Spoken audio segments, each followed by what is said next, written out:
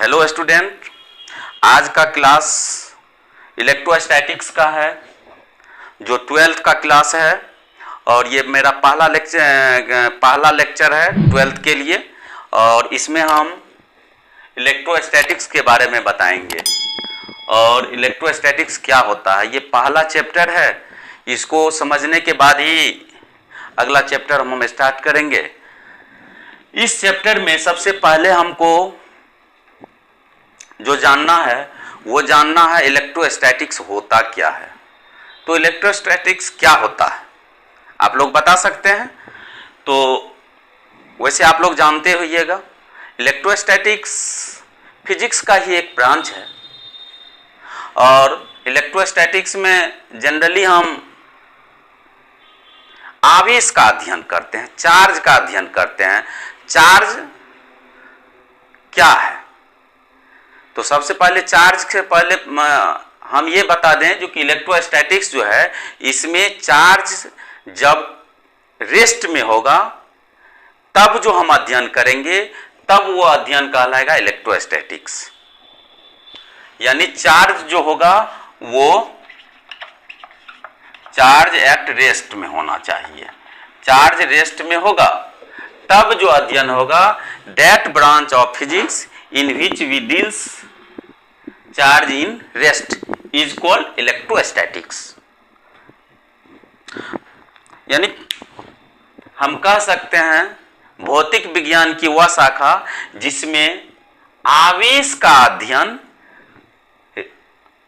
स्थिर अवस्था में करते हैं, आवेश का अध्ययन स्थिर अवस्था में करते हैं, उसे हम कहते हैं इलेक्ट्रोस्टैटिक। अब बात आती है चार्ज होता क्या है। तो सबसे पहले हम चार्ज के बारे में जानेंगे, चार्ज होता क्या है। तो चार्ज क्या है? तो हम बता रहे थे चार्ज क्या होता है। तो चार्ज जो होता है उसे हम कहते हैं इलेक्ट्रॉन का प्रवाह। दैट मीन्स वह इलेक्ट्रॉन का मूवमेंट, इलेक्ट्रॉन अगर गतिशील अवस्था में रहेगा, गति करेगा, फ्लो करेगा, इलेक्ट्रॉन का फ्लो जो है वो क्या कहलाएगा? चार्ज कहलाएगा। इलेक्ट्रॉन का फ्लो क्या कहलाएगा? चार्ज कहलाएगा। अब चार्ज को हम जनरली Q से सूचित करते हैं। चार्ज को जनरली किस से सूचित करते हैं? Q से सूचित करते हैं।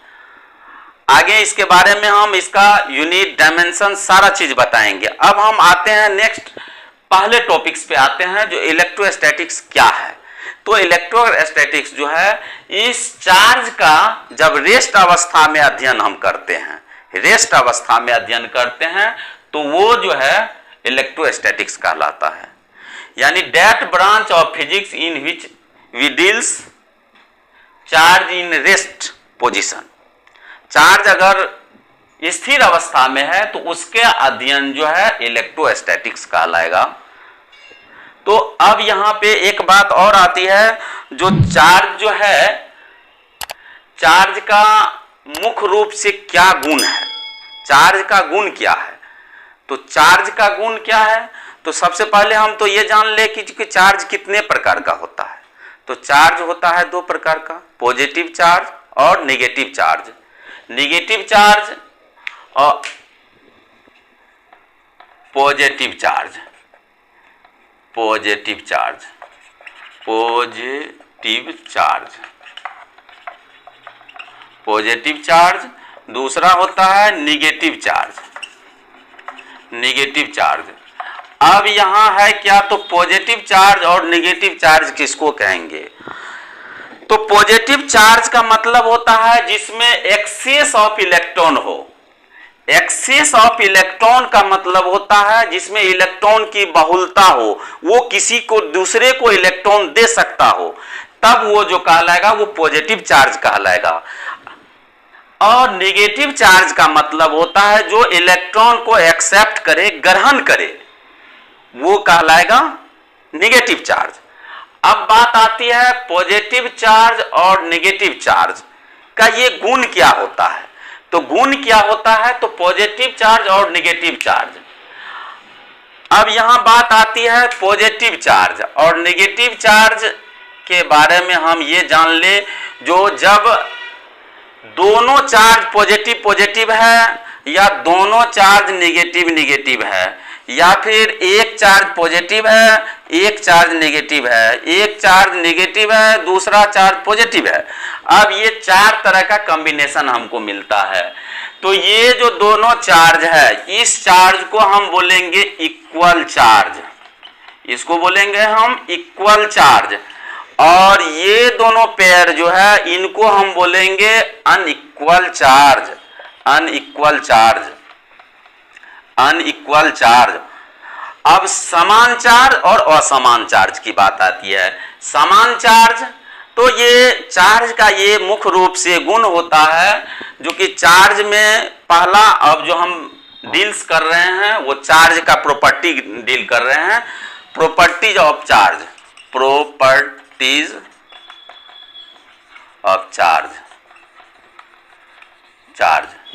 तो प्रॉपर्टीज ऑफ चार्ज में क्या होता है, तो कहने का ये मतलब है जब समान चार्ज रहेगा, पॉजिटिव पॉजिटिव नेगेटिव नेगेटिव, वो एक दूसरे को रिपेल करता है, विकर्षित करता है।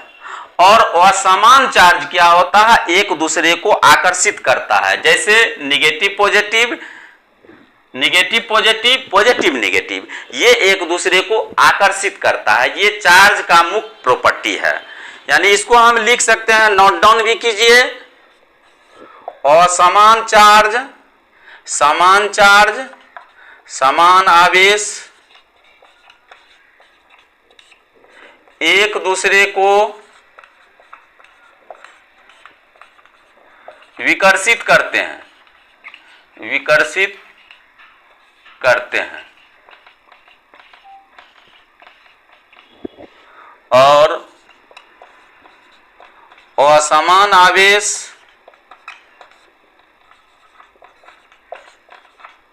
एक दूसरे को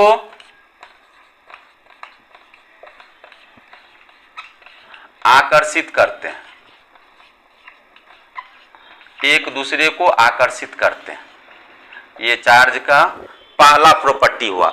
दूसरा प्रॉपर्टी चार्ज का जो होता है, उस प्रॉपर्टी को हम लोग बोलते हैं चार्ज का आवेश का संरक्षण। तो दूसरा प्रॉपर्टी जो हम लिखते हैं वो लिखते हैं आवेश का संरक्षण, आवेश का संरक्षण, आवेश का संरक्षण। अब आवेश का संरक्षण का मतलब होता है आवेश को न तो हम नष्ट कर सकते हैं न हम उत्पन्न कर सकते हैं, सिर्फ आवेश का स्थानांतरण होता है, आवेश का सिर्फ स्थानांतरण होता है। आवेश एक वस्तु से दूसरे वस्तु में जाता है या एक बिंदु से दूसरे बिंदु में जाता है, वो स्थानांतरित होता है, न कि उसका नष्ट होता है और न उसके हम उत्पन्न क्रिएट कर सकते हैं। तो ये दो प्रॉपर्टी हुआ। तीसरा प्रॉपर्टी है आवेश का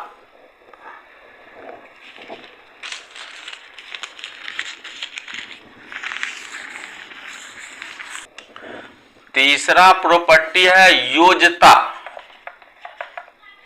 योज्यता। इसका मतलब होता है आवेश बीजगणितीय नियम का पालन करता है, आवेश बीजगणितीय नियम का पालन करता है। यानी बीजगणित का जो भी नियम होगा वो आवेश का फॉलो करता है। ये तीसरा नियम हुआ। चौथा नियम इसका आवेश का गुण जो है, चौथा गुण जो आवेश का है ये क्वांटीकरण। चौथा मुख्य बहुत ही इंपॉर्टेंट गुण है ये आवेश का क्वांटीकरण, आवेश का क्वांटीकरण। अब इसको समझिए आवेश का क्वांटीकरण क्या होता है। तो आवेश के क्वांटीकरण का अर्थ ये होता है आवेश जो एक वस्तु से दूसरे वस्तु पर जाता है वो क्या होता है, पूर्णांक के रूप में होता है। पूर्णांक के रूप में जो होता है उसी को हम आवेश का क्वांटीकरण कहते हैं, जिसे हम निम्न सूत्र के द्वारा देखते हैं, Q बराबर प्लस माइनस NE। यहां पे क्या है, N जो है नंबर ऑफ इलेक्ट्रॉन है, नंबर ऑफ इलेक्ट्रॉन है, ये इलेक्ट्रॉनिक चार्ज है, इलेक्ट्रॉनिक चार्ज है, ये मूलावेश है, ये चार्ज है, और ये इलेक्ट्रॉनिक चार्ज का मतलब ये होता है 1.6 इंटू 10⁻⁻19 कूलम, ये होता है, ये नंबर ऑफ इलेक्ट्रॉन। अब ये आवेश के क्वांटीकरण इस रूप में हम समझते हैं, जो कि यहाँ जो Q का मान होगा, Q का जो मान होगा वो N पर निर्भर करेगा, और वो N का मान क्या होना चाहिए, तो N का मान होना चाहिए 1 2 3 अप टू N तक जो भी हो। अब यहाँ अगर हम देखते हैं तो इसका मतलब है Q बराबर 1E 2E 3 ये एंड सो ऑन, इस तरह से हमारा एक्सप्रेशन जा रहा है। तो इसका मतलब होता है आवेश जो एक बिंदु से दूसरे बिंदु तक ये ट्रांसफर करेगा, ये पूर्ण नंबर के रूप में होगा, होल नंबर के रूप में होगा, न कि 1/2 3/4 इस रूप में होगा, इस रूप में नहीं होगा, बल्कि इस रूप में होगा। इस रूप में Q बराबर 1E 2E 3 के रूप में होगा।